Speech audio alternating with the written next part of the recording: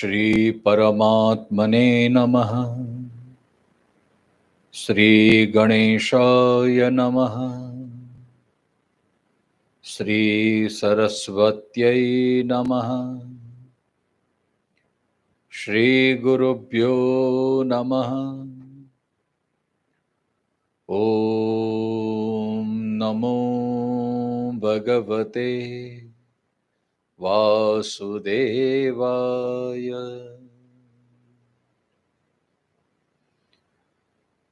योऽन्तः प्रविश्य मम वाचमिमां प्रसुप्तां सञ्जीवयत्यखिलशक्तिधरस्वधाम्नाम् अन्यांश हस्तचरणश्रवणत्वगादीन्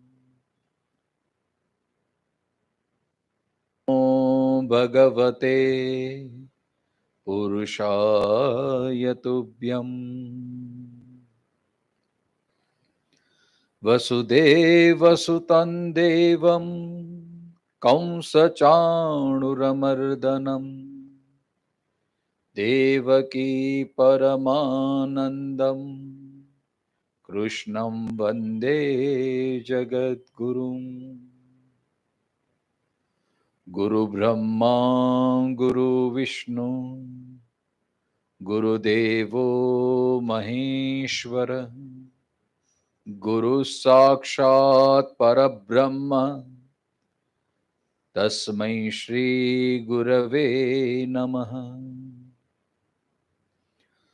मूकं करोति वाचालं पंगुर्लंघयते गिरिं यत्कृपात्तमहं वन्दे परमानन्दमाधवम्। सुरासुरा सेवित पाद पंकजा करे विराजत कमनीय पुस्तिका विदेशक ने पत्नी कमलासन प्रिया सरस्वती नृत्य तुवाच में सदा। ओ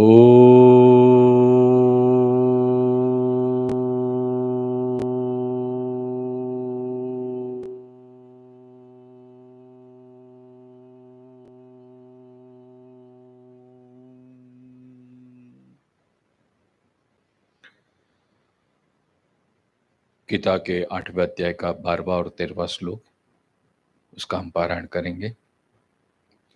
सर्वद्वाराणि संयम्य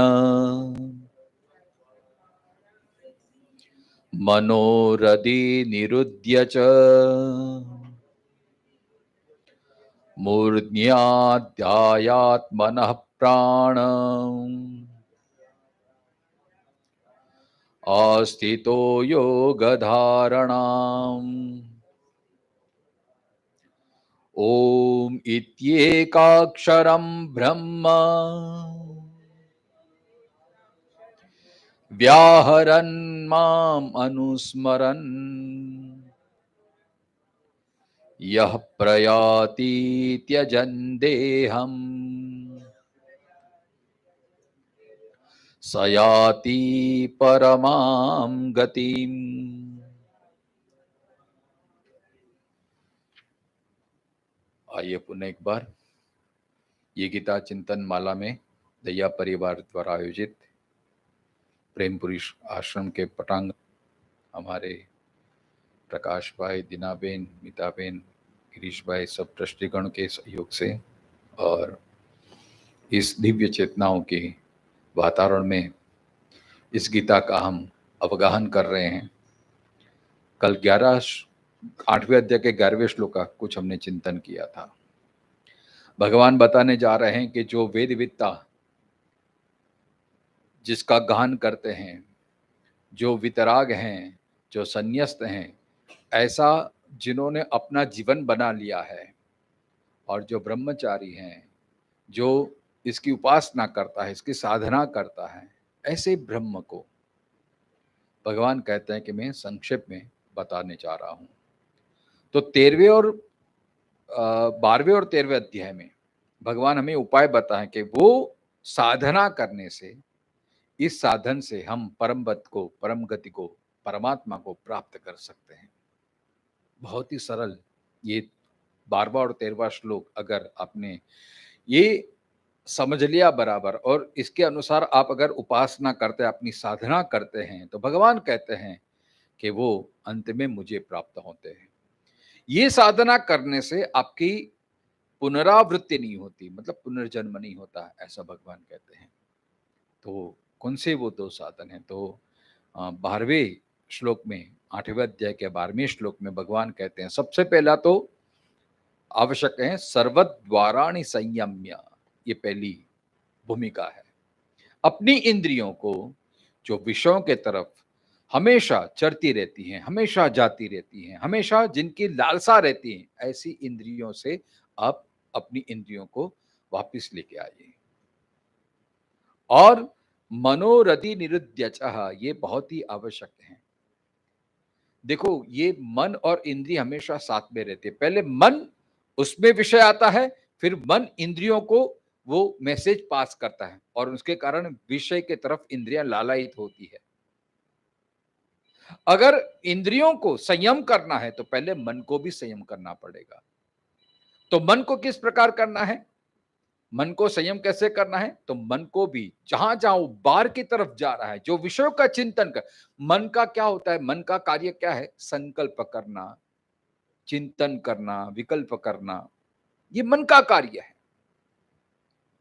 और मन ही फिर इंद्रियों को ऑर्डर देता है। तो मन को अगर संयम करना है तो मतलब मन को बाहर नहीं जाने देना है।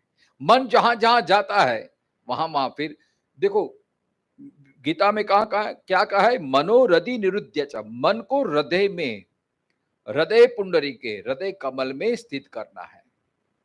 क्यों? अगर मन बाहर गया तो मन राग और द्वेष उत्पन्न करेगा।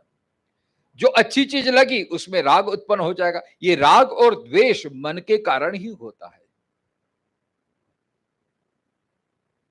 तो मन जितना बाहर भटकेगा उतना जो अच्छा लगा तो मन वो पकड़ लेता है, और उससे राग हो जाता है, आसक्ति हो जाती है।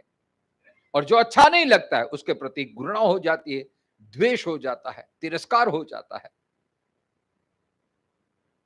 लेकिन जिसको अपनी साधना में परिपक्वता लानी है तो पहले मन को निरुद्यचः, हृदय में स्थित रखना है। वैसे भी उपनिषदों में मन को लगाम की उपमा दी है। इंद्रिय है वो घोड़ा है। तो जब तक मन शुद्ध नहीं होगा तब तक इंद्रियां शुद्ध नहीं होगी। देखो, इंद्रियां तो एक केवल साधन है, घोड़ा है। इंद्रियों को संयमित करना आसान है, लेकिन मन को संयमित करना बहुत ही दुष्कर है। एक बार मन आपके वश में हो गया तो इंद्रिय अपने आप में वश हो जाएगी। जैसे घोड़ा को काबू में करना है तो जो अच्छे घोड़े सवार होगा वो लगाम पे काबू करता है। घोड़े को आप, घोड़ा तगड़ा है, वो अपने गंतव्य स्थान पर कब ले जाएगा? जब लगाम आपने अच्छी तरह से पकड़ा है। घोड़ा लगाम के कारण काबू में रहता है। अगर लगाम आपने सही तरह से पकड़ी, लगाम को आपने सही तरह से इस्तेमाल करना आ गया तो घोड़ा अपने आप अपने गंतव्य स्थान में आपको ले जाएगा। लेकिन अगर लगाम आपकी ढीली हुई हो गई तो घोड़ा फिर आपको या तो गिरा देगा या तो कहीं कहीं और लेके जाएगा। तो घोड़े सवार जो घोड़े की सवारी करता है वो लगाम के कारण लगाम को बराबर अपने काबू में रखता है। तो मन है वो अपना लगाम है। इसलिए अगर इंद्रियों को, इंद्रिय के द्वार को संयम्य मतलब मर्यादा में रखना है, इंद्रियों को अपने आप में रखना है, तो पहले मन रूपी, वो मन केंद्र में है, मन को साधना पड़ेगा। मन मन रूपी लगाम जिसके हाथ में है, मतलब मन को जिसने साध लिया है। और इसलिए गीता में बार बार मन की बात की है। छठे अध्याय में हमने पूरा आत्म संयम योग में मन की बात की है, मन को कैसे साधना है। आठवें अध्याय में भगवान बात कर रहे हो, यही बात भक्ति योग में भी आएगी। मय्येव मन आदस्त्व मयि बुद्धिम निवेशय। मन कब शुद्ध होगा, मन की चंचलता कब शांत होगी, जब हम मन को इंद्रियों से, इंद्रिय के विषयों से हटा के हम परमात्मा की ओर या अपने आत्मा की ओर या अपने हृदय की ओर रखेंगे, तभी मन स्थिर हो सकता है। और ऐसी मन को, इसलिए वेदों में वर्णन आया है, मन जब बाहर जाता है तो मैंने बोला ना कि राग और द्वेष का कारण बनता है, और वही मन जब अंदर आता है तब वो शुद्ध होता है और वही हमें परमात्मा की अनुभूति कराता है। इसलिए भीष्म पितामह ने भागवत में कहा है ना, इति मति रूप कल्पिता वितृष्णा भगवती सात्वत पुंगवे विभुम्नि। ईश्वर क्यों उसके पास आए, क्योंकि भीष्म की अंतिम अवस्था में भगवान भीष्म जी भगवान की स्तुति करते कहते हैं कि प्रभु अभी ये अंतिम अवस्था में मैं आपको देना चाहता हूं क्या, इति मति, ये मेरी मति, ये मेरा मन। और कैसी, वितृष्णा, तृष्णा रहित मन है। तो मन को तृष्णा रहित करना है तो मन को विषयों से हटाना पड़ेगा और मन को अपने हृदय में स्थित कीजिए। यही ध्यान की अवस्था है, यही योग की अवस्था है।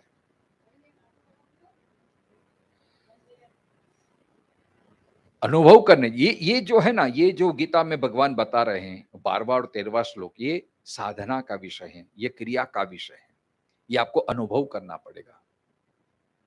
मैंने कल भी बोला था कि जब मन अशांत हो तो ऐसा प्रयास कीजिए आप, स्वस्थ शरीर, मतलब मन को स्थिर करना है तो शरीर को पहले स्थिर कीजिए, आसन को स्थिर कीजिए, प्राणायाम कीजिए और धीरे धीरे मन को अपने आप में लगाने का प्रयत्न कीजिए। इसलिए भगवान कहते हैं सर्वद्वाराणि संयम मनोरधि निरुद्य चह। मन जब तक बाहर जाएगा तब तक परमात्मा की अनुभूति नहीं होगी। मन बाहर जाएगा तो वो काम उत्पन्न करेगा। जितना मन बाहर भटकेगा उतना काम बढ़ेगा, और जितना मन अंदर जाएगा, जितना मन अंदर रमेगा, हृदय में रमेगा, तब तक राम का प्रादुर्भाव होगा। तो मन से क्या उत्पन्न करना है, काम उत्पन्न करना है कि राम उत्पन्न करना है। अगर आपकी दृष्टि बाहर गई, मन बाहर भटकता रहा, तो काम काम काम काम, आसक्ति, राग, द्वेष, ये सब, घृणा, ईर्ष्या, ये सब उत्पन्न हो जाएंगे। और जैसे ही मन बाहर से के विषयों से हटा के, जैसे मन जितनी देर तक आप अपने आप में स्थिर रखते हैं, अपने मन को अपने हृदय में रख सकते हैं। और हृदय क्या है, हृदय भाव है। देखो मन है वो संकल्प उत्पन्न करता है, विचारों को उत्पन्न करता है, मन मनन उत्पन्न करता है, और हृदय है वो भाव है। तो मन जब हृदय में लगता है तब मन अपनी चंचलता खो देता है, मतलब शांत हो जाता है मन, और भाव में स्थित हो जाता है। मतलब हृदय के जो फीलिंग्स, जो भाव है, वो भाव उत्कट होता है। इसलिए मनोरधि निरुद्यचः, मन को हृदय में स्थित करने का है। और फिर मूर्ध्याध्यायात्मनः प्राणम आस्थितो योग धारणम, कहते हैं कि इंद्रियों को वश किए हुए और मन के सहारे से हृदय से ऊपर जाने वाली नाड़ी द्वारा ऊपर चढ़कर अपने प्राणों को मस्तक में स्थापन करके योग धारणा को धारण करने के लिए प्रवृत्त हुआ साधक परम गति को प्राप्त होता है। और फिर क्या करना है, इसके अनुसंधान में 13वें श्लोक में भगवान कहते हैं ओम इत्येकाक्षरम ब्रह्म।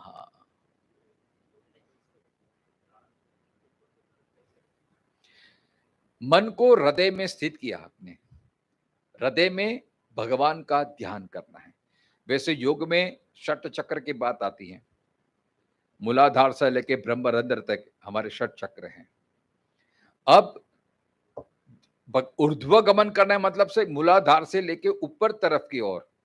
अब यहाँ पे आलम्बन दिया है ओम, मतलब ओम का उच्चारण करते करते आप अपने मन को पहले मूलाधार से लेके फिर नाभि प्रदेश में, फिर हृदय कमल में, ये योग की एक प्रक्रिया है। सब चक्र हैं, सब ये योग का विषय है।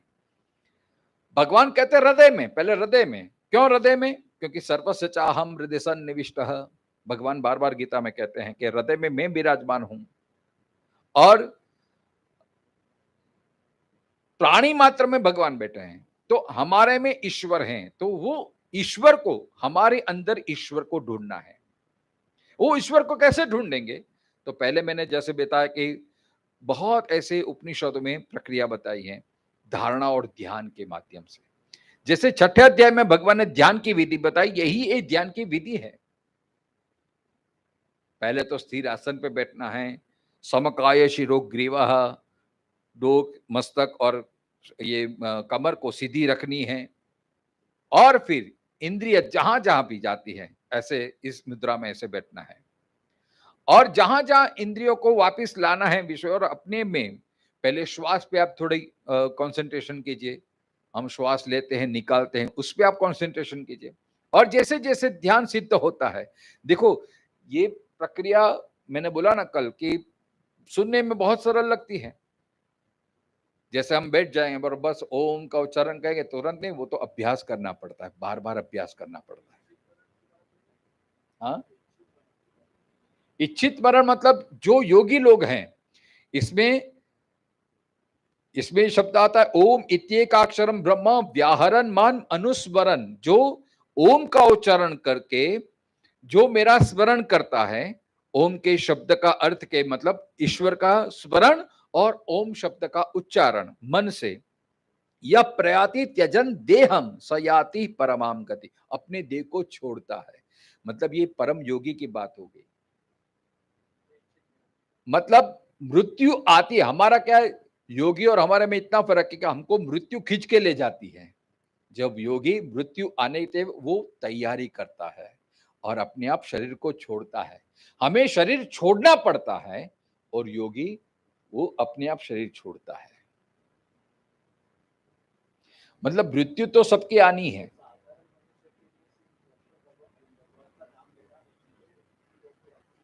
हाँ जी, इसलिए तो ये 12वां और 13वां अध्याय में बताते हैं भगवान, हमें बहुत ईज़ी लगता है, लेकिन ये साधना कब सिद्ध होती है?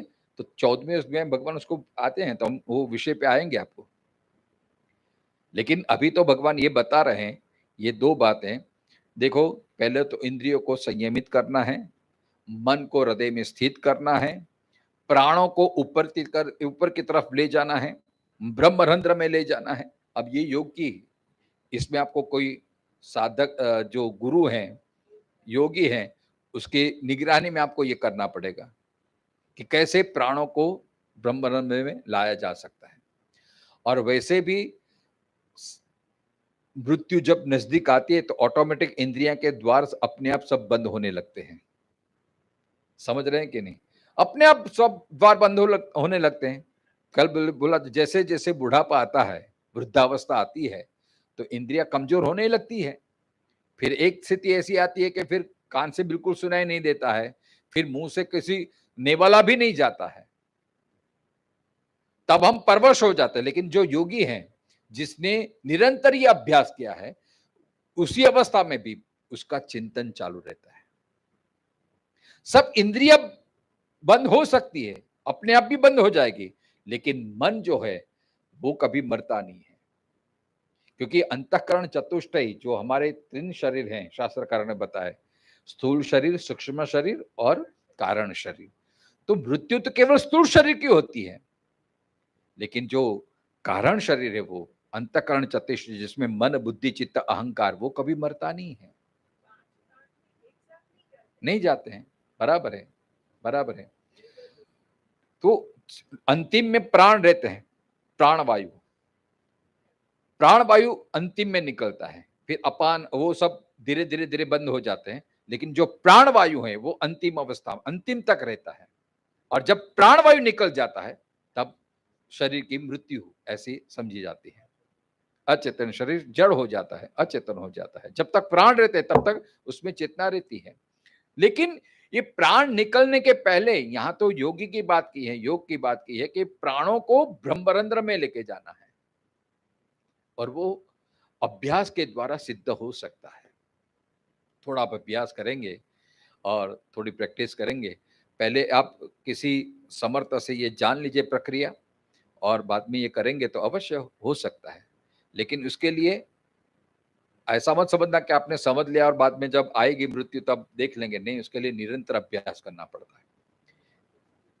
हाँ, मन को स्थिर करना है, इसलिए अभ्यास की बात गीता में बारंबार आती है।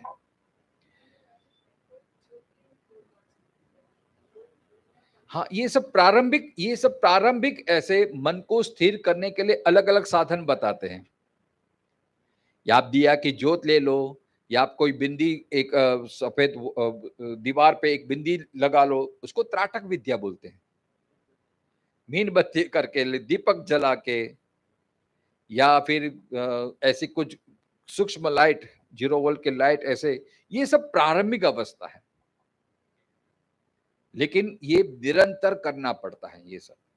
देखो, इसमें योग भी आ जाता है, तंत्र विद्या में भी ये सब बातें आती हैं, वशीकरण के लिए, हिप्नोटाइज करने के लिए ये सब भी साधन करने पड़ते हैं। लेकिन यहाँ भगवान, हम तो गीता और श्रीमद शंकराचार्य के भाष्य के आधार से हम आगे चलते हैं। तो यहाँ पे ऐसा लिखा है कि जो अक्षर, जो ब्रह्म की उपासना लोग करते हैं और इस तरह से अपने मृत्यु को संवारते हैं। देखो, मृत्यु तो आनी ही है सबकी, लेकिन मृत्यु को कैसे संवारा जाए, जब ये प्रक्रिया निरंतर होने लगती है तब मृत्यु सहज हो जाता है अपने लिए, और वो फिर यूं मृत्यु उसका पुनर्जन्म का कारण नहीं बनता, फिर वो इसकी अंतिम अवस्था हो जाती है, फिर वो परम धाम में चला जाता है, परम पद को प्राप्त करता है, परमेश्वर को प्राप्त करना है। तो परमेश्वर को कैसे प्राप्त किया जाए, ये एक योग धारणा भगवान बताते हैं। ब्रह्मरंध माने यहाँ पे, यस यस, हाँ, इसलिए तो चिता में हम जब अग्निदाह देते हैं तो उनको यहाँ पे फोड़ते हैं। वास्तव में योगियों को तो पहले से यहाँ से प्राण निकल जाते हैं, ऐसे होता है। और उपासना में, न्यास विधि में, हमारे कर्मकांड में ऐसा आता है, जब परम तत्व का ध्यान करना हो तो ये मुद्रा है। हम कि कई बहुत सारी उपासना है इसमें, अभी नवरात्रि आएगी तो नवरात्रि की जो उपासना करते हैं तो शक्ति की उपासना, सरस्वती का ध्यान, गुरु का ध्यान इस मुद्रा से किया जाता है। ये ब्रह्मरंध्र है, इस तरह से ये मुद्रा है। देखो, महाकाली का ध्यान करना हो ना तो नाभि प्रदेश में, इस तरह से, हाँ, ये मुद्रा है। महाकाली मतलब शक्ति की उपासना, महाकाली की उपासना तो नाभि पे, नाभि को स्पर्श करके ऐसे ही किया जाता है। फिर लक्ष्मी का ध्यान हृदय कमल में होता है, और सरस्वती का ज्ञान, जो ज्ञान की दात्री, ज्ञान की देवी हैं, तो सरस्वती का, गुरु का इस तरह से ध्यान होता है ब्रह्मरंध्र में। ज्ञान का निवास स्थान मन है, बुद्धि है, लेकिन शरीर कमजोर हो जाने के कारण कभी कभी विस्मृति भी आ जाती है। लेकिन जो ज्ञान आपने साधना द्वारा, उपासना द्वारा ज्ञान को दृढ़ किया है, वो ब्रह्मरंध्र में समाविष्ट हो जाता है, वो संस्कार बन जाता है, फिर वो ज्ञान कभी नष्ट नहीं होता है। वैसे कोई भी ज्ञान नष्ट नहीं होता है। आपने वो, जिसको हम चित्त बोलते हैं, चित्त माने जो प्रक्रिया बार बार करते हैं, वो मन होता है, वो चंचल होता है, और मन से जो चीज बार बार करते हैं वो चित्त में उसका संस्कार पड़ जाता है। चित्त, यस, तो वो पकड़ लेता है मन, वो चित्त में जाता है। जैसे चित्त माने क्या, वो अपने कंप्यूटर के पास में पेन ड्राइव, पेन ड्राइव में वो संस्कार सब स्टोर हो जाता है। फिर शरीर बदलता रहता है, लेकिन जो आपका वो अभ्यास, जो आपका संस्कार, जो आपका स्वभाव, फिर वो स्वभाव में परिणत हो जाता है, संस्कार में परिणत हो जाता है, वो ऐसा का वैसा ही रहता है। इसलिए वो योग लोग परम ज्ञान की उपासना करते हैं, ब्रह्मरंध्र में, मस्तिष्क में।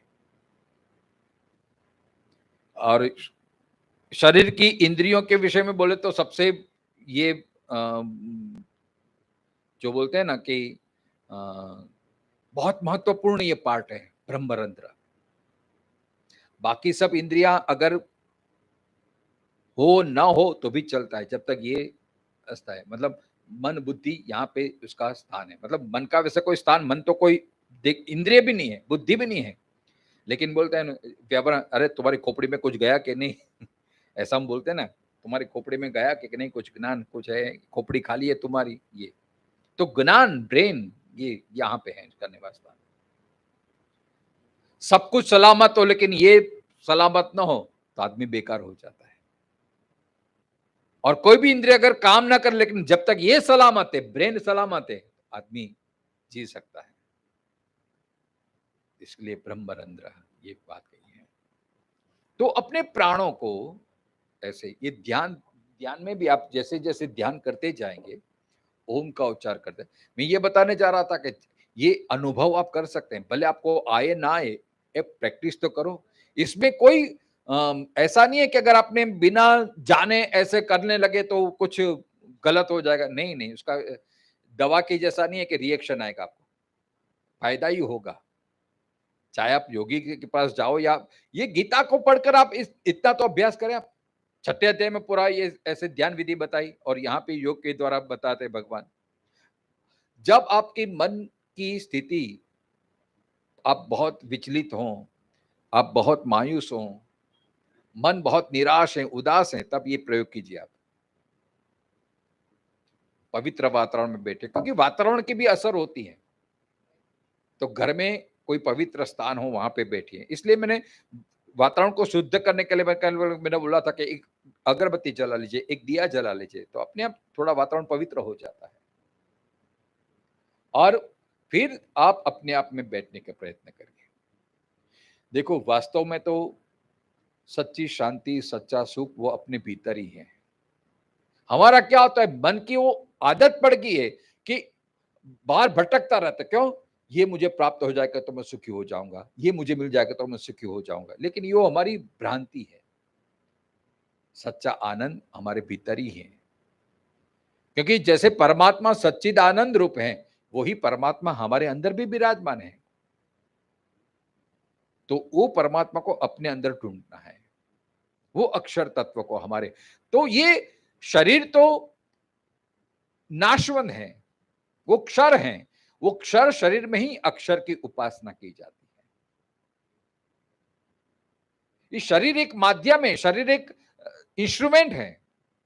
अगर ये शरीर से हमने यो परमात्मा को प्राप्त नहीं किया, तो संसार तो अपने आप आता रहता है, जाता रहता है, सुख आता है, दुख आता है, आते जाते रहते हैं। लेकिन परम सुख, परम शाश्वत आनंद का जो अनुभव करना है, तो यही एकमात्र उपाय है। हाँ, तो ओम का आप जितना आप आत्मसात करेंगे, इसलिए तो कितना सरल है। देखो, ओम वो मंत्र भी है और वो उपासना भी है, और ओम से ही सारी नाद ब्रह्म की शुरुआत हुई है। मैंने बोला था देवी भागवत में से बड़ा महिमा है। 3 अक्षर, 4 अक्षर का है, अ, उ और म। अकारो विष्णुवाचकः, मकारो शिववाचकः, उकारो ब्रह्मवाचकः। तो ब्रह्मा, विष्णु और महेश तीनों का, और जो बिंदी है वो शक्ति। तो ये बहुत सारे इसी व्याख्या ओम के बारे में होती है। तो ओम, आप देखो मंत्र में इतनी शक्ति होती है, चाहे उसको जानो या ना जानो, लेकिन बोलने से भी आपका कल्याण होता है। भगवान को कोई भी नाम, चाहे राम बोलो, चाहे कृष्ण बोलो, जैसे गुड़ होता है, अब गुड़ पता नहीं है, लेकिन जो भी मुंह में लगता है तो उसको मीठा स्वाद आता है, इसका स्वभाव है। भागवत में भी ये बात आती है अजामिल चरित्र से, कि अजामिल ने नारायण नारायण शब्द का उच्चार किया, लेकिन अपने बेटे को बुलाया वो, लेकिन नारायण शब्द बोला, उसके कारण उसकी सदगति हुई है।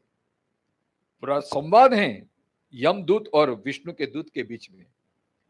यमदूत बोलता रहे, इसने बेटे को बुलाया है, भगवान को नहीं बुलाया है, उसके बेटे का नाम नारायण है।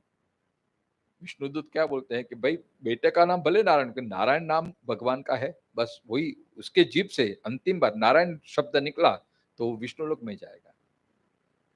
कहने का भाव कि जैसे आप, अग्नि का गुण है दाहकता, आप अग्नि को जानबूझ के आप इसके उसको हाथ लगाओ तो भी वो आपको गर्मी लगेगी उसकी, आपको जलाएगा, अनजाने में आपको जलाएगा। उसका गुण है दाहकता।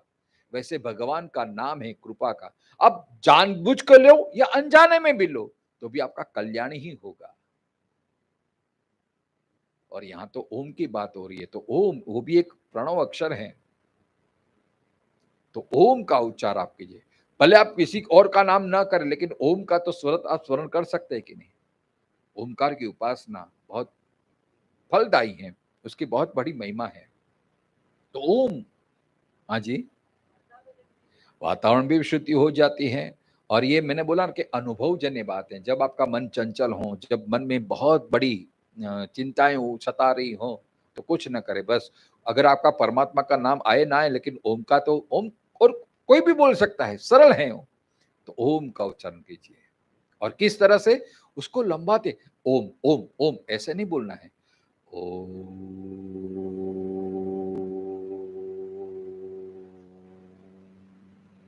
मतलब जितना आप खींच सके, जितनी आप उसको खींच सके उतना, जितने आप इतनी गहराई से बोलते जाएंगे, उतना उतना आपका मन शांत होता जाएगा। ये अनुभव कर लीजिए। हाँ जी, पहले श्वास ले लीजिए, फिर ओम का उच्चारण कीजिए, तभी आप खींच पाएंगे। नहीं तो बिना श्वास लिए आप बोल ही नहीं पाएंगे। ये तो केवल ओम का उच्चारण। यहां तो भगवान कहते हैं कि अपने मन को, इंद्रियों को विषयों से हटा के अपने आप में स्थित करके आप ओम का उच्चारण कीजिए, तो धीरे धीरे धीरे धीरे मन आपका शांत हो जाएगा, विकारों से मुक्त हो जाएगा, और वो परम शांति का अनुभव आपको होने लगेगा। क्योंकि कबीर का शब्द है ना, कबीर का ही है कि नहीं, मुझको तू क्या ढूंढे बंदे, मैं तो तेरे पास है। हम भगवान को बाहर ढूंढने जाते हैं, लेकिन भगवान तो हमारे अंदर ही बैठा है। सर्वस्य चाहम हृदय सन्निविष्टः।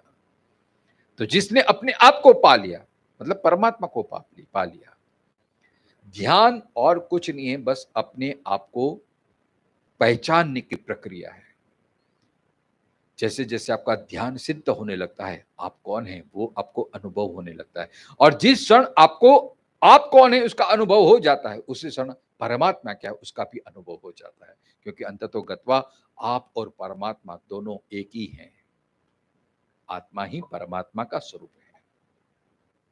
अगेन, ममैवांशो जीवलोके जीवभूत सनातन, हम परमात्मा के ही अंश है। और वो अनुभूति क्यों नहीं होती है? क्योंकि ये शरीर मनुष्य देह धारण करके हम वो परमात्मा को भूल गए। हमारी वृत्ति, हमारी इंद्रिय बाहर की ओर भटकती है। इसके कारण वो अनुभूति से हम वंचित हो गए हैं। तो पुनः फिर से आप अंदर की ओर समाविष्ट हो। देखो, अच्छी नींद कब आती है? जब मन एकदम शांत हो जाता है। जब मन में विचार चलते तो आप सो भी नहीं पाते हैं। सिर्फ वो पड़खा फेरते रहते हैं, करवटें बदलते रहते हैं।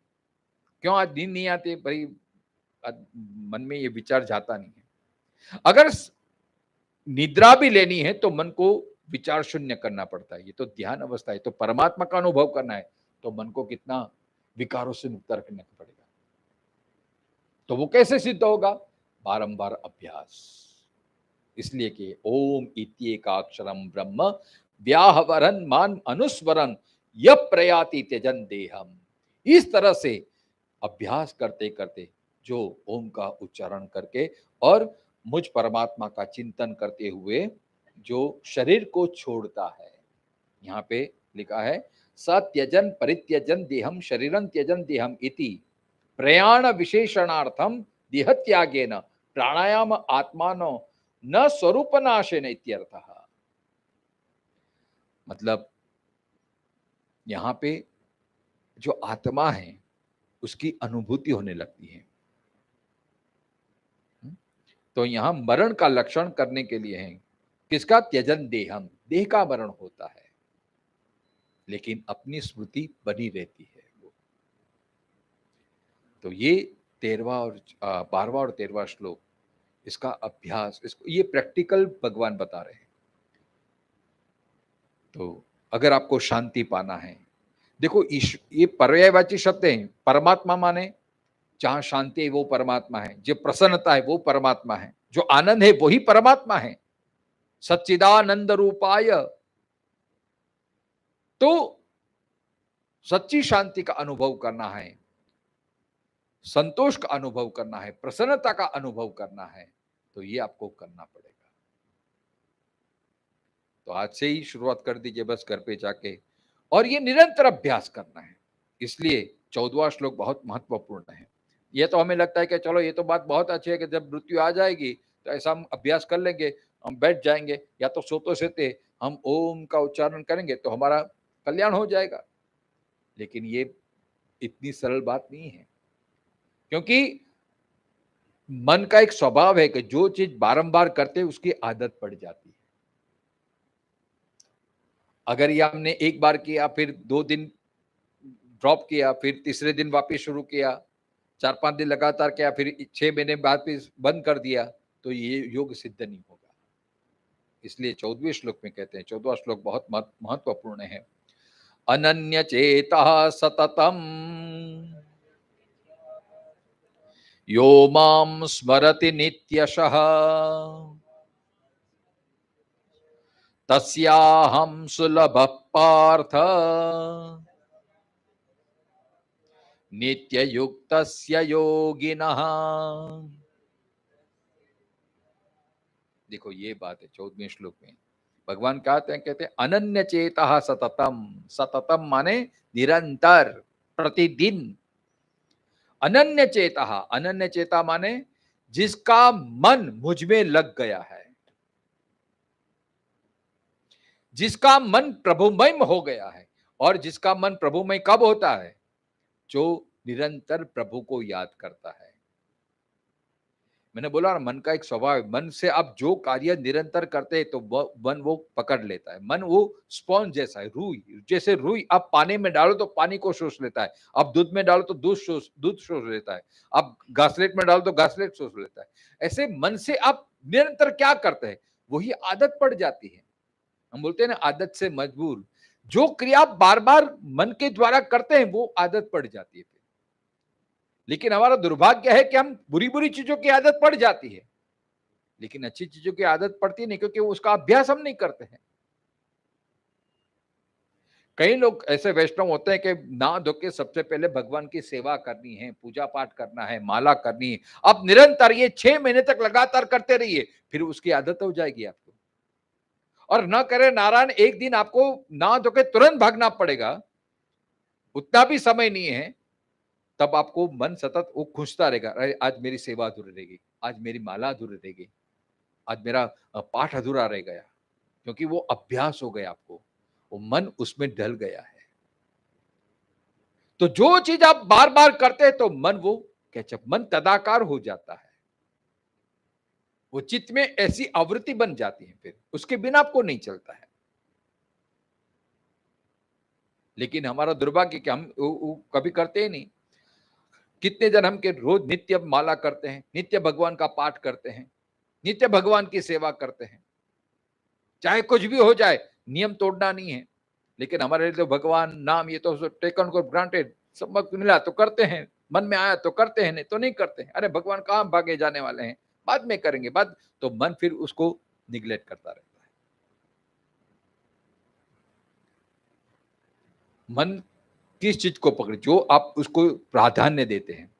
अगर आप में जीवन में भगवान की महत्ता है तो ऑटोमेटिक मन उसमें लगेगा।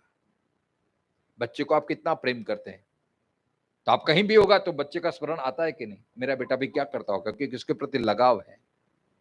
तो भगवान के प्रति आपका कितना लगाव है? जो लगाव होगा तो अपने आप याद आती रहेगी, और लगाव नहीं होगा तो आप बिना प्रयास वो भूल जाएंगे। जो व्यक्ति आपको अत्यंत प्रिय है तो उसको याद नहीं करना पड़ता, याद आ जाती है उसकी।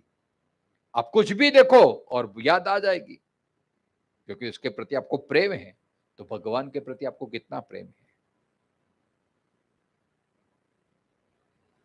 मन लागो मेरो यार फकीरी में, जो सुख पावा राम भजन में, वो नहीं आमिरी में। अगर मन ने वो पकड़ लिया, उसमें आपको सुख आने लगा, मतलब उसके प्रति अनुरक्ति हो गई आपकी, ईश्वर के प्रति प्रेम आपका दृढ़ हो गया, फिर ईश्वर को याद करने की जरूरत, ईश्वर का स्मरण आ ही जाता है।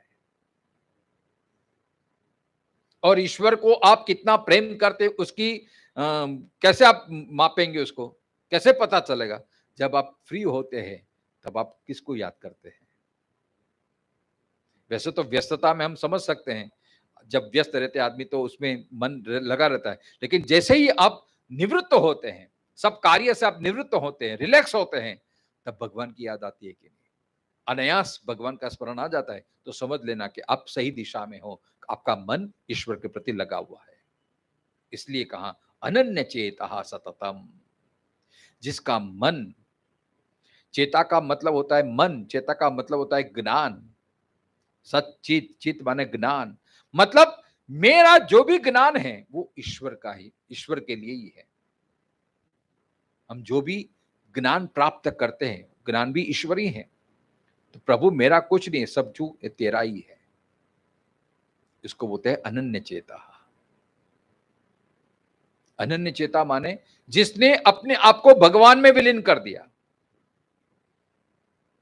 अनन्य चेता माने वो, देखो हमारे में, और 11वें अध्याय के अंतिम श्लोक में भी ये बात आती है, भगवान कहते हैं 9वें अध्याय में भी, अनन्या चिंतयन्तो माम ये जनाः पर्युपासते। ये अनन्य शब्द गीता में कई बार आया है। अनन्य चेता माने जिसकी मति अपने आप में नहीं, जिसकी मति भगवदाकार हो गई है, जो अपने आप को भगवान में विलीन कर दिया है, वो अनन्य चेता है।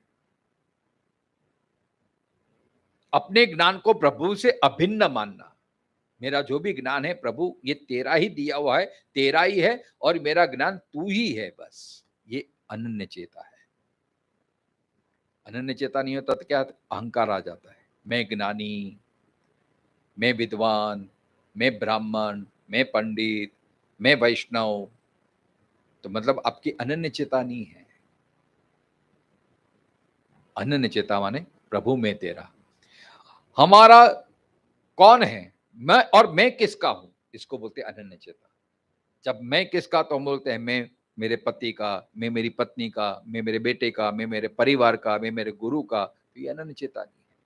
अनन्य चेता हो तो मैं भगवान का और भगवान मेरे, बस इस संसार में मैं केवल भगवान का हूं, और अगर कोई मेरा है तो भगवान ही मेरा है। इसको बोलते हैं अनन्य चेता। अनन्य चेता का तीसरा अर्थ यह है कि प्रभु तेरी इच्छा में मेरी इच्छा। हमारे पूज्यपाद अखंडानंद सरस्वती और उन्होंने भी ये बात बताई, और जो बार बार अपने स्वामी अनुभवानंद जी, उन्होंने तो अपने स्लोगन में जो तारी राय सो मारी राय वो जब भी हमेशा में, हाँ पिए पे, मतलब ये वो पहले प्रवचन शुरू करते अपने मोबाइल से ये बजाते हैं, whenever you whatever you are be 100%। बहुत अच्छा उनका, इसमें ये सूत्र है, जो तारी राय सो मारी राय अपना मन माना हुआ तो प्रसन्नता, और अपना मन माना नहीं हुआ तो और प्रसन्नता। अरे प्रभु चलो तेरा मन का हुआ तो मुझे और आनंद है। इसको बोलते हैं अनन्य चेता। जो अनन्य चेता है फिर उसको कभी जीवन में फरियाद नहीं रहती। अगर हमारे जीवन में फरियाद है, अरे प्रभु मैं इतनी सेवा करता हूं फिर भी इतना दुख, इतना इन्वेस्टमेंट किया था, ये आदमी ने धोखा दे दिया, इतना मेरे साथ फ्रॉड हो गया, क्या प्रभु तू करता कुछ नहीं है, तो ये अनन्य चेता नहीं हुआ। जहां फरियाद है, जहां शंका है, जहां संशय है, जहां श्रद्धा डगमगती है, वो अनन्य चेता नहीं है। इसलिए वे अनन्य चेता सततम। देखो ये योग कब सिद्ध होगा, अभी हम उल्टे क्रम से जाएंगे। भगवान कहते हैं कि सर्वद्वाराणि संयम्य, ये सर्वद्वाराणि संयम कब होगा, जब हमारा मन विषयों से हटके प्रभु की ओर लगेगा या अपने आप में लगेगा, तभी इंद्रियों का संयम होगा। अब मन अपने आप में कब लगेगा? जब मन किसी और विषय का चिंतन न करते केवल प्रभु का स्मरण करने लगेगा, हमारा मन केवल प्रभु में लगेगा, तब मन शुद्ध हो जाएगा। और ऐसा मन जब शुद्ध हो जाएगा, तब अपने आप भगवान का नाम स्मरण आता रहेगा, आता रहेगा, आता रहेगा। और ऐसा कब होगा? जब अनन्य चेता होगा, जब आपको मन को और कोई विषय भाता नहीं है। इसलिए स्वाध्याय परिवार में एक सुंदर भजन है, तारा प्रेम नो प्रसाद में तो चाख्यो जगत बधु खारू दिशे। जब वो परमात्मा की अनुभूति हो जाती है तो अपने आप सब विषय रस फीके लगने पड़ते हैं। लेकिन हमारी विटंबना है कि हमने ये अनुभव किया ही नहीं, प्रभु का रस का हमने आनंद लिया ही नहीं, उसका अनुभव किया ही नहीं, इसलिए विषय रस हमें बहुत अच्छे लगने लगते हैं, हमें उसमें ही परम सुख की अनुभूति होती है। लेकिन इस एक बार जिसने अपने मन से इसका जो आत्मसात किया, अनुभव कर लिया, फिर उसमें विषय में लगता ही नहीं। इसलिए अनन्य चेता सततम। और अनन्य चेता कब? इसलिए हमारा क्या होता है, हम सिर्फ ना धो के सिर्फ 5 मिनट के लिए भगवान का स्मरण करते हैं, बाकी तो हम संसार में ही रचे पचे रहते हैं, अपने उदरम पोषण के लिए ही सब कार्य करते रहते हैं। तो अनन्य चेता कहां से आता है? अनन्य चेता कब होगा? धीरे धीरे उसका भी अभ्यास करना पड़ेगा। इसलिए पांडुरंग शास्त्री जी ने, दादाजी ने बहुत अच्छा कॉन्सेप्ट दिया, त्रिकाल संध्या। कम से कम सभी उठे तब आप भगवान को याद करो। कराग्रे वसते लक्ष्मी, करमूले सरस्वती, करमध्यत गोविंदम, प्रभाते कर दर्शनम। मतलब ये दादा का कॉन्सेप्ट है। देखो कितना अच्छा है कि सुबह आप 24 घंटे आप भगवान को याद नहीं करते, तो एक सुबह उठ के आप याद करो। भोजन करने के लिए आप बैठो तब भगवान को याद करो। अहम वैश्वानरो भूत्वा प्राणी नाम न्यमाशत ब्रह्मार्पणम ब्रह्मवीर यज्ञ शिष्टाशिना संतो हो। सरस भजन भी बनाया उसमें, गुजराती में है, लेकिन तमे त्रण बात याद राखजो याद, प्रभु ने करवा नित्य याद, सवारे उठतानी संगात, करजो प्रभु ने याद। પછી ભોજન વખતે, ભોજન के समय आप प्रभु को याद, તેથી આવશે મીઠો સ્વાદ, भोजन मांझो प्रभु नो प्रसाद। भोजन करने बैठो तब भगवान, इस सृष्टि में ऐसे कितने लोग होंगे कि बेचारे खाने के भी इनको लालयित होते होंगे, भूखे रहते होंगे, लेकिन भगवान तूने इतनी तो मेरे पे कृपा की कि मैं 2 बजे 4 टंग खा सकूं, इतना तुझे तूने मेरे लिए व्यवस्था की है। भगवान तेरा बहुत उपकार। तो भोजन के समय आप भगवान को याद करें, और रात को सोते के समय आप भगवान को याद करके, भगवान अच्छा दिन तुझे मुझे दिया था, हो सके उतनी मैंने ध्यान रखा है, फिर भी जानते अनजानते मुझे कुछ गलती हो गई होगी, मन वचन कर्म से किसी को दुबाया होगा, तो भगवान मुझे माफ कर देना।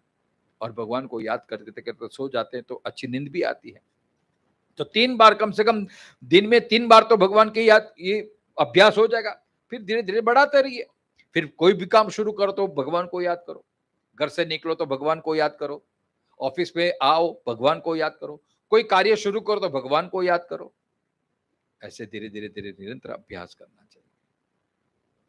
इसको बोलते हैं अनन्य चेता सततम।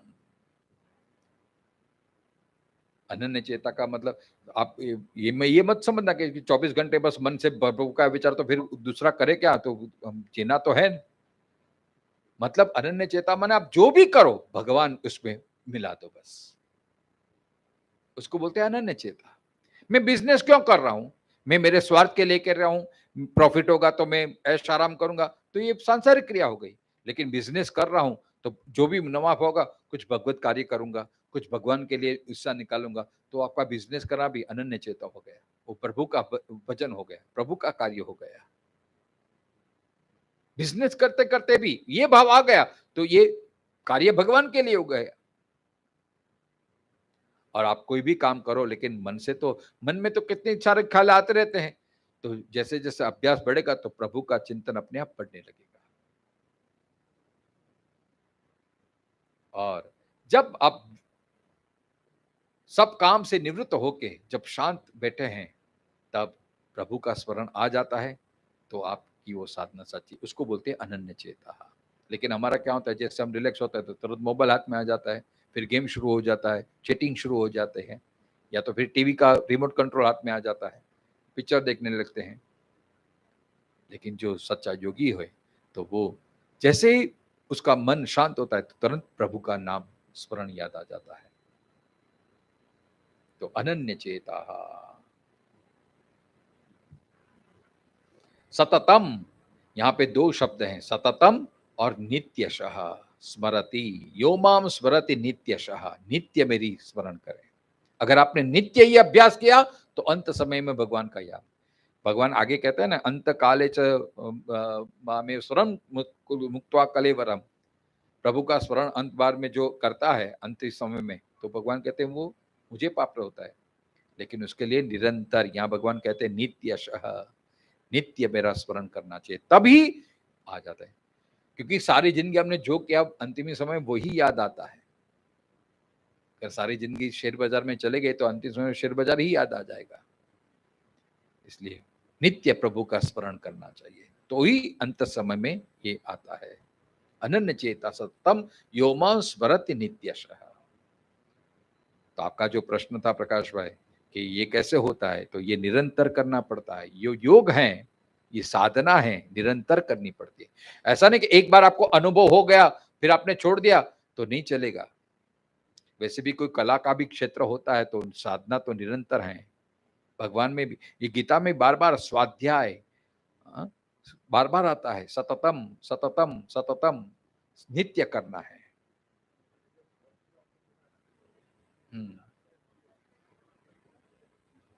पूरी जिंदगी उसका अभ्यास, इसलिए भगवान कहते हैं ना।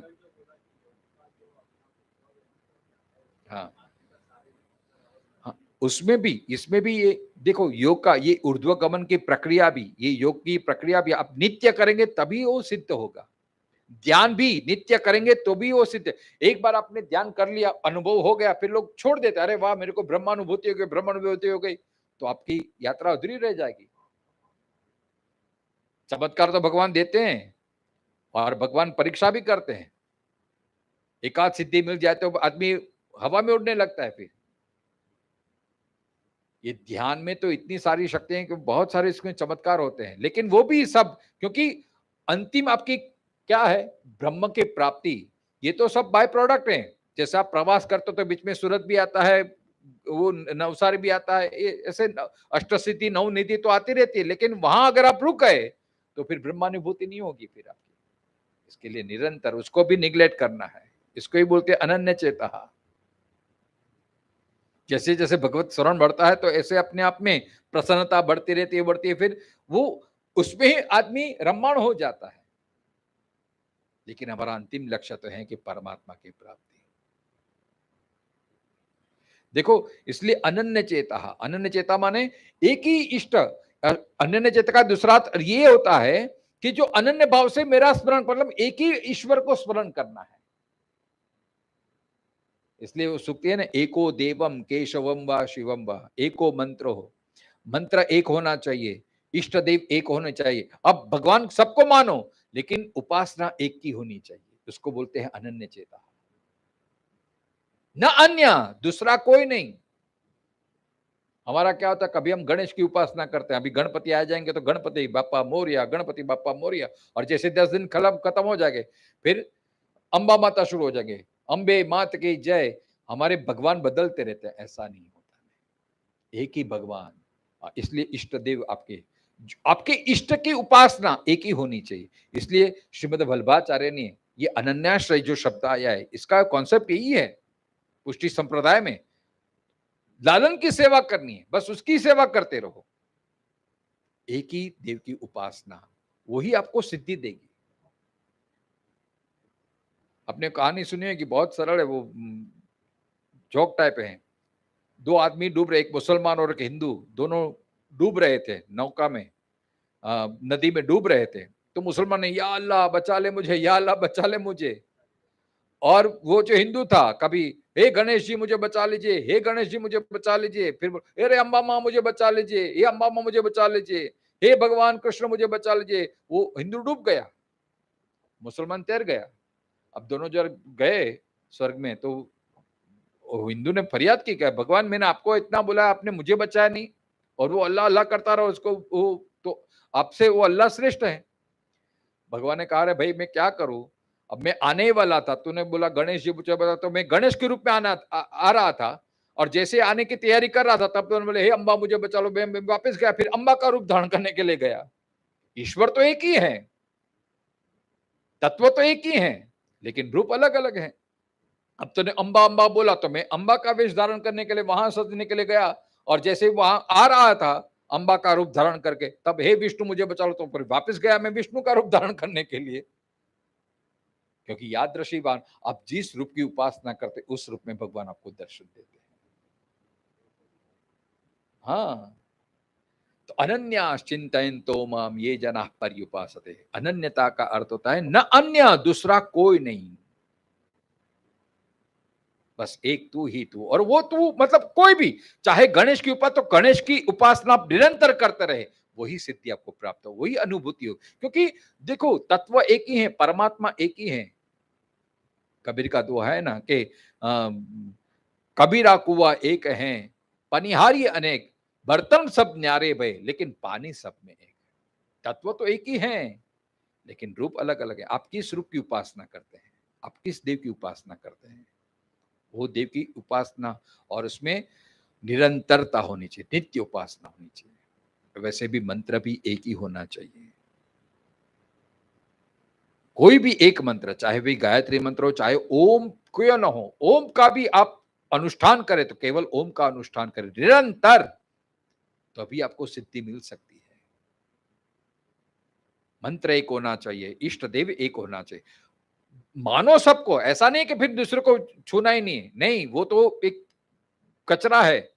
वल्लभाचार्य ने ऐसा कभी नहीं कहा कि शिव की उपासना नहीं करना है, शिव के मंदिर में जाओगे तो पाप लगेगा, नहीं। अनन्य चेता माने आपके इष्ट देव, फिर जहां भी आप गणेश जी के दर्शन करो तो उसमें आपके इष्ट देव दिखने चाहिए, आप माता जी का दर्शन करो तो उसमें भी आपका इष्ट देव दिखना चाहिए, चाहे जिस भगवान में जाओ, लेकिन अपने इष्ट देव को उसमें देखो। जैसे कलापी ने अपनी प्रेयसी के लिए गया, जहां जहां नजर मारी ठहरे यादी भरे ત્યાં अपनी, वैसे भक्त जो इष्ट होता है, जिसका इष्ट होता है, वो जहां जा जो भी मंदिर में जाता है अपने इष्ट को ही देखता है। यही भाव श्रीमद वल्लभाचार्य जी ने प्रकट किया है सुबोधजिनी में। मतलब आप शिव के मंदिर में जाओ तो भी अपने ठाकुर जी के ही दर्शन करो, अपने ललन का दर्शन करो। वो ठाकुर जी और ललन में कोई भेद नहीं है। अरे वाह, आज मेरे ललन ने शिव स्वरूप में मेरे मुझे दर्शन दिया।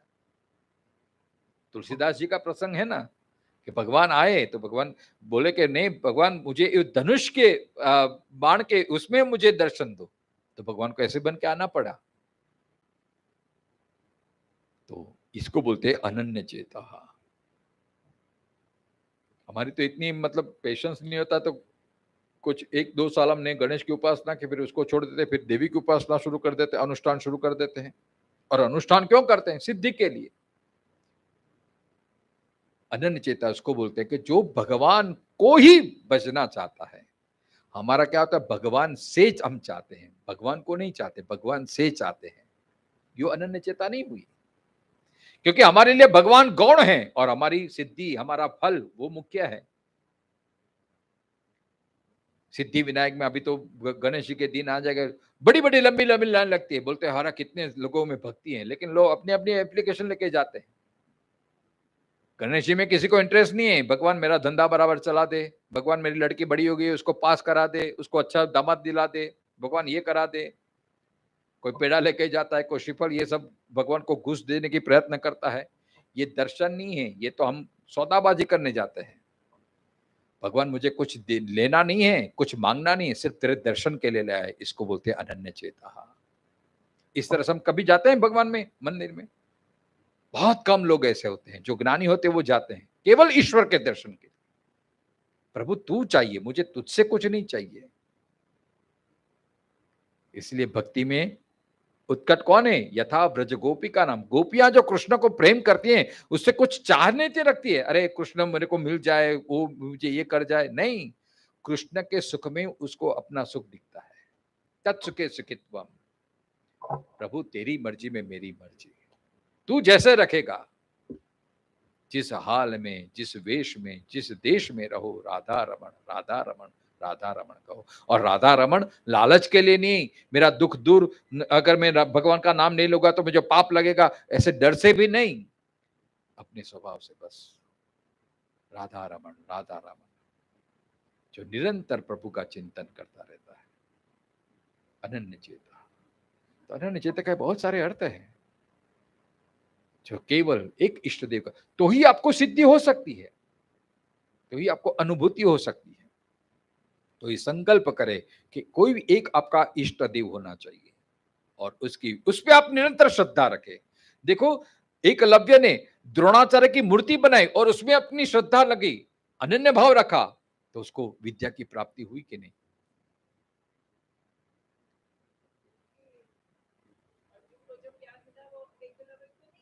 नहीं मिला, फिर भी विद्या तो प्राप्त हुई कि नहीं? अर्जुन से भी ज्यादा विद्या, क्योंकि उसकी निष्ठा देखो, भगवान महत्व नहीं है, अपनी श्रद्धा महत्व है। क्या?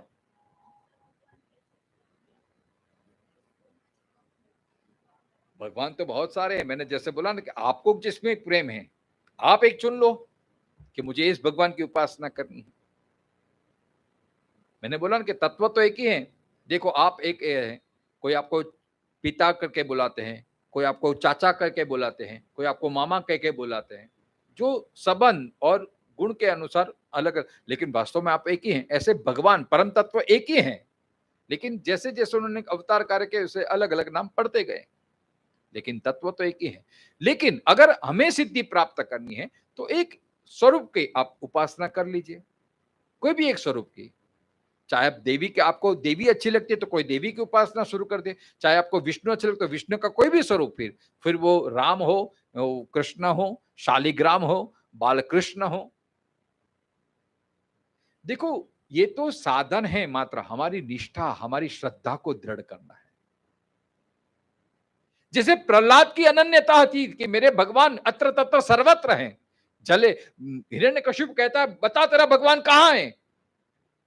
प्रहलाद कहता है कि मेरा भगवान कहां नहीं है। जले विष्णु, स्थले विष्णु, विष्णु पर्वत मस्तके, ज्वाला माले, कुले विष्णु, सर्वम विष्णुमयम जगत। अरे सारे विष्णु, विश्व में मेरा भगवान है, तो ये खंबे में तेरा भगवान है। प्रहलाद को दृढ़ श्रद्धा थी कि मेरा भगवान खंबे में भी है, तो खंबे को भी बाप बनाना पड़ा भगवान को। इसको बोलते हैं अनन्य चेता। मैं भगवान का हूं और भगवान मेरे हैं, ये दृढ़ भाव। हूं हरि नो, हरि छे मम रक्षक, ए भरोसो जाए नहीं, जे हरि करशे ते मम हितनु, ए निश्चय बदलाए नहीं। इसको बोलते हैं अनन्य चेता। समय हो गया, 2 मिनट ज्यादा हो गई, पुनः कल इसकी चर्चा करेंगे। बहुत अच्छा लगा आपने प्रश्न पूछा, ऐसे पूछते रहिए।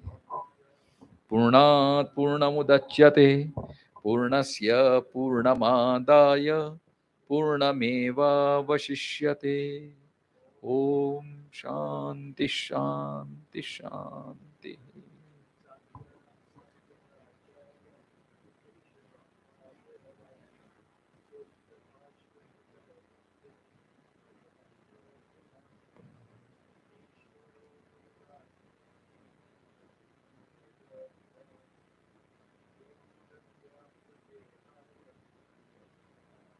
तये नमः।